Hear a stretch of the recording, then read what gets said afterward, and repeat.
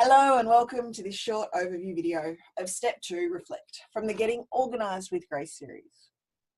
As a productivity coach, one of the greatest challenges I've noticed that many people face when making decisions is that they have little to no criteria on how to decide what to do, which can leave them confused, overwhelmed, or sometimes frustrated. Something like checking emails becomes a long and tiring process because each time they open one and see an action could be required, they feel compelled to do something with it straight away. They then either get caught in overthinking, wondering what to do, or an action whirlwind, doing, caught in the busyness of taking care instead of taking care of their business. Whether in an office setting or at home, we all have business to take care of. There are bills to pay, chores to do, children to run after, so many things that take up our attention. The benefit of predetermining how we intend to make our decisions about what we find in emails, messages, or other forms of input like a crying cat means that instead of worrying about how we will decide on each individual message, we can focus on following a process. When we utilize task lists, project plans, and a calendar, we can create a way more efficient and effective way of managing our time, energy, and effort. As a result, you will get more of what matters done in a timely and effective fashion, giving you more time to chill out, doing things like taking a bubble bath, hanging out in nature, or taking a nap. Before we begin with the flowchart, let's recap the 5 steps of the Organising with Grace system. Step 1 is to gather all your inputs together. If it's a spontaneous input, you want to gather it into a contained input. Step 2, we're going to reflect on each input, either as they come in or as we have scheduled our time to review our lists and our contained inputs. Step 3, we create a list for everything, and everything important goes on a list. We create reminders and checklists so that we know whether we're on track. Step 4, we come back and review and reflect on those lists as often as needed to keep our minds clear. Step 5, we engage with our task lists daily. Taking action is absolutely key.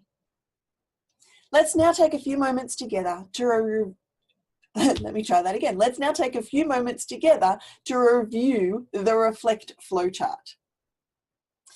Before starting to reflect, as I said, we first must have gathered the inputs.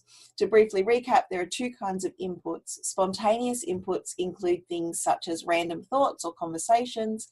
Contained inputs contain things such as text messages, emails, or our task reminder lists or calendars.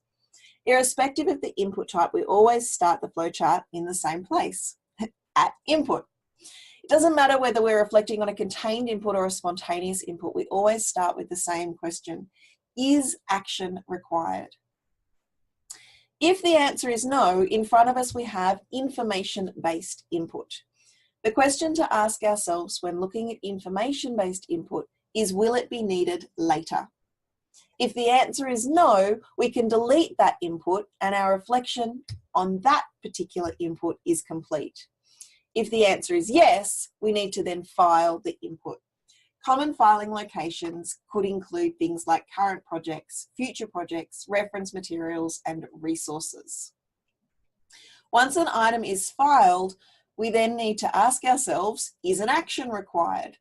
Actions could include logging the receipt of the information, adding it to an index, or communicating with another person.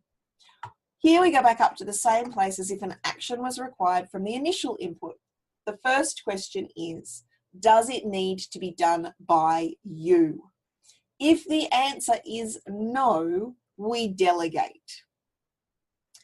If the answer is yes, we need to ask ourselves, can you do it now? Can I do it now? Our ability to do a task now is determined by the available time, the required energy and effort.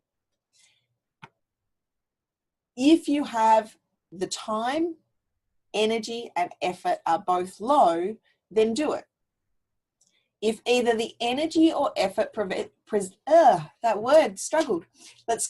If either the energy or effort presents a challenge, then start a plan. This plan doesn't need to be particularly detailed. The essential key is to identify your first action step.